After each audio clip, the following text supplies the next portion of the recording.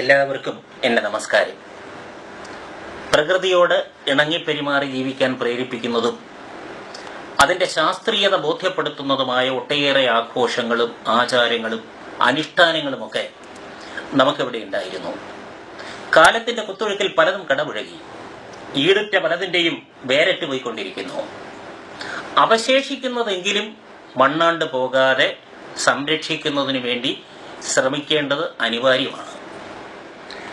സർവാരാധ്യമായ ഭാരതീയ ആധ്യാത്മിക ചിന്താധാരയെ ആധാരമാക്കിയുള്ളതും ശാസ്ത്രയുക്തിയുള്ളതുമായ നമ്മുടെ ആഘോഷങ്ങളിൽ സുപ്രധാനമായ ഒന്നാണ് വിഷു. പുതുവർഷം എങ്ങനെ സമുജ്വലമായി പ്രോജ്വലമായി ആരംഭിക്കണമെന്ന് വിഷു ആഘോഷത്തിൻ്റെ ചിട്ടവട്ടങ്ങളിലൂടെ നമ്മളെ പഠിപ്പിക്കുന്നു. പുതുവർഷം ആരംഭിക്കുന്നത് മാത്രമല്ല, ഒരു ദിവസം എങ്ങനെ ആരംഭിക്കണമെന്നും ഒരു ദിവസം എങ്ങനെ ചിട്ടപ്പെടുത്തി വിജയകരമായി ജീവിക്കണമെന്നും ഒക്കെ സമഗ്രമായി വിശകലനം ചെയ്യുന്നുണ്ട് നമ്മുടെ ശാസ്ത്രാദികൾ. പുതുവർഷം കണി കണ്ടു വേണം ആരംഭിക്കേണ്ടത് എങ്കിൽ കരം കണ്ടു വേണം ഒരു ദിവസം ആരംഭിക്കേണ്ടത് എന്നാണ് ആചാര്യന്മാർ പറഞ്ഞു വെച്ചിട്ടുള്ളത്. അതായത് നമ്മൾ കിടക്കയിൽ ഉണർന്നു കഴിഞ്ഞാൽ വളരെ പെട്ടെന്ന് കിടക്കയിൽ നിന്ന് പുറത്തു വരാതെ കിടക്കയിൽ ഒരു അല്പനേരം ഇരിക്കണം. കിഴക്കോട്ട് തിരിഞ്ഞ് അല്പനേരം ഇരുന്ന് കൈ തുറന്നു പിടിച്ചിട്ട് കയ്യിലേക്ക് നോക്കണം. എന്നിട്ട് കരാഗ്രേ വസതേ ലക്ഷ്മി, കരമൂലേ സരസ്വതി, കരമധ്യേതു ഗോവിന്ദ, പ്രഭാതേ കരദർശനം എന്ന മന്ത്രം 18 തവണ ജപിച്ചിട്ട് വേണം കിടക്കയിൽ നിന്ന് എഴുന്നേറ്റ് വരാനെന്ന് പണ്ട് നമ്മുടെ അമ്മമ്മമാര് നമ്മളോട് പറയായിരുന്നു. അതുപോലെ തന്നെ നമ്മൾ ഉറങ്ങാൻ കിടക്കുമ്പോഴും വളരെ പെട്ടെന്ന് വന്ന് കിടക്കയിൽ കിടക്കാതെ കിഴക്കോട്ട് തിരിഞ്ഞ് കിടക്കയിൽ ഇരുന്നിട്ട് കൈ തൊഴുത് പിടിച്ച് സാക്ഷാൽ ശ്രീ പരമേശ്വരനെ മനസ്സിൽ ധ്യാനിച്ചുകൊണ്ട് കരചരണകൃതം വാ കായചം കർമ്മജം വാ ശ്രവണ നയനജം വാ മാനസം വാ പരാതം വിഹിതം അവിഹിതം വാ സർവമേതക്ഷമസ്വ ജയ ജയ കരുണാപ്തി ശ്രീ മഹാദേവ ശംഭു എന്ന് 18 തവണ ജപിച്ചിട്ട് വേണം കിടന്നുറങ്ങാനെന്ന് പണ്ട് നമ്മുടെ അമ്മമ്മമാര് പറഞ്ഞ് നമ്മളെ പഠിപ്പിക്കുമായിരുന്നു.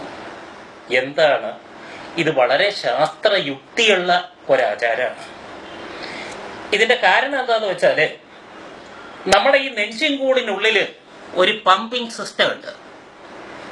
ഈ പമ്പിങ് സിസ്റ്റമാണ് നമ്മുടെ ഉച്ചി മുതൽ ഉള്ളങ്കാല് വരെ ഈ രക്തം എത്തിക്കുന്നത്, രക്തചംക്രമണം നടത്തുന്നത് ആ പമ്പിങ് സിസ്റ്റമാണ്. ഇതെല്ലാം നിരന്തരമായി ഇത് പ്രവർത്തിച്ചുകൊണ്ടിരിക്കുക. ഈ നിരന്തരമായി പ്രവർത്തിക്കുന്ന പമ്പിങ് സിസ്റ്റം രാത്രിയിൽ നമ്മൾ കിടന്നുറങ്ങുമ്പോൾ നമ്മളിങ്ങനെ ഹൊറിസോണ്ടൽ പൊസിഷനിലാണ് കിടന്നുറങ്ങുന്നത്. ഈ 7-8 മണിക്കൂർ നമ്മളിങ്ങനെ ഹൊറിസോണ്ടൽ പൊസിഷനിൽ കിടന്നുറങ്ങുമ്പോൾ നമ്മുടെ പമ്പിങ് സിസ്റ്റത്തിന് ഈ നമ്മുടെ ശരീരം മുഴുവനും രക്തം എത്തിക്കുന്നതിന് അത്രയധികം ആയാസകരമായിട്ടുള്ള കാര്യമല്ല. വളരെ പെട്ടെന്ന് നമ്മൾ ഈ ഹൊറിസോണ്ടൽ പൊസിഷനിൽ നിന്ന് വെർട്ടിക്കൽ പൊസിഷനിലേക്ക് വന്നാൽ പമ്പിങ് സിസ്റ്റത്തിന് ഈ രക്തചംക്രമണം നടത്തി രക്തം എത്തിക്കുന്നതിന് ശ്രമകരമായിരിക്കും. ഓവർ എഫേർട്ട് വേണ്ടി വരും. ഈ ഓവർ എഫേർട്ട് നമ്മുടെ പമ്പിങ് സിസ്റ്റത്തിന്റെ വാൽവിനെ കേടുവരുത്തും. ഇതിങ്ങനെ നിത്യേന നമ്മുടെ വാൽവിനെ വരുത്തിയാല് ഒരു ദിവസം നമ്മൾ പെട്ടെന്ന് എഴുന്നേൽക്കുമ്പോൾ നമ്മൾ നിത്യവും വാൽവിനെ കേടുവരുത്തിക്കൊണ്ടിരിക്കുക. അപ്പൊ ഒരു ദിവസം പെട്ടെന്ന് ഈ വാൽവുകൾ വരും, നമ്മൾ ക്ലോസ്. അതുണ്ടാകാതിരിക്കാനാണ് ഈ ഹൊറിസോണ്ടൽ പൊസിഷനിൽ നിന്നും വെർട്ടിക്കൽ പൊസിഷനിലേക്ക് വരുന്നതിന് മുമ്പ് നമ്മൾ കിടക്കയിൽ ഇരുന്ന് കൈ തുറന്ന് പിടിച്ച് നമ്മൾ കരാഗ്രേ വസതേ ലക്ഷ്മി എന്ന് പറയുന്നത് ചെല്ലുമ്പോൾ ഒരു 5 മിനിറ്റ് 18 തവണ ജപിക്കുന്നുണ്ട്. 5 മിനിറ്റ്. ഈ 5 മിനിറ്റ് നമ്മൾ ഒരു ഇൻബിറ്റ്വീൻ പൊസിഷനിൽ ഇരിക്കുമ്പോൾ your pumping system will get little time to adjust the change what is happening. ആ ചേഞ്ചുമായിട്ട് അഡ്ജസ്റ്റ് ചെയ്യാൻ പറ്റും.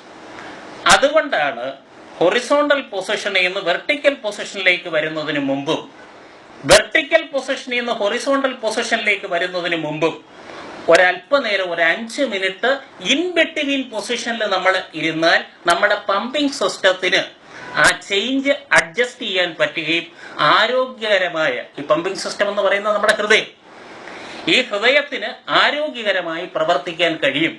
അതുകൊണ്ടാണ് ഈ ആചാരം ഇത് നമ്മൾ ചെയ്യണമെന്ന് പണ്ട് നമ്മൾ പറഞ്ഞിട്ടുണ്ട്. ഇത് വളരെ ശാസ്ത്രയുക്തിയുള്ളതാണ്. ഇത് നമ്മൾ നമ്മുടെ നിത്യജീവിതത്തിൽ ശീലിക്കുന്നത് നല്ലതാണ്. അതുപോലെ തന്നെ വിശ്വാസങ്ങൾ പറഞ്ഞാൽ എന്ത് വിശ്വാസത്തെയും അന്ധവിശ്വാസമെന്ന് നമ്മൾ വ്യാഖ്യാനിക്കുന്നവരാ. ആചാരങ്ങളെയെല്ലാം അനാചാരങ്ങളെന്നും ദുരാചാരങ്ങളെന്നും മുദ്രകുത്തി അവഗണിക്കുന്നത് ഒരാരോഗ്യകരമായ പ്രവണതയല്ല.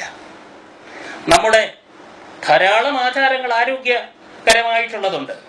പുളികുടി മുതൽ പുലകുളി വരെയുള്ള നമ്മുടെ ആചാരങ്ങൾ, അതായത് പുളികുടി എന്ന് പറഞ്ഞാൽ ഒരു കുഞ്ഞ് ഗർഭത്തിലിരിക്കുമ്പോൾ അതിൻ്റെ ഈ ശരീരത്തിലെ മൂലകങ്ങളെ ശുദ്ധീകരിക്കാൻ വേണ്ടി പണ്ട് നടത്തിയിരുന്നതാണ് ഈ പുളികുടി എന്ന് പറയുന്ന ആചാരം. ആ പുളികുടി മുതൽ മരിച്ചതിന് ശേഷം നടത്തുന്നതാണ് പുലകുളി. ആ പുളികുടി മുതൽ പുലകുളി വരെയുള്ള നമ്മുടെ ആചാരങ്ങളെ ഒന്നൊന്നായി എടുത്ത് നമ്മൾ വിശകലനം ചെയ്താൽ അതിൽ പലതിലും ശാസ്ത്രയുക്തിയുണ്ട് എന്ന് നമുക്ക് മനസ്സിലാക്കാൻ കഴിയും. ഇത്തരം ശാസ്ത്രയുക്തിയുള്ള ആചാരങ്ങളെ കണ്ടുപിടിച്ച് അത് നമ്മുടെ നിത്യജീവിതത്തിൽ ശീലിക്കുകയും പാലിക്കുകയും ചെയ്താൽ ശാരീരികവും മാനസികവും ബൗദ്ധികവുമായ ആരോഗ്യമുണ്ടാകും എന്ന് ഓർമ്മിപ്പിച്ചുകൊണ്ട് എന്നെ ഇത്രയും നേരം ശ്രദ്ധിക്കുവാൻ സന്മനസ് കാണിച്ച താങ്കൾക്ക് നന്ദി രേഖപ്പെടുത്തിക്കൊണ്ട് തൽക്കാലം നിർത്തുന്നു. നമസ്കാരം. ഭാരത് മാതാ കി ജയ്.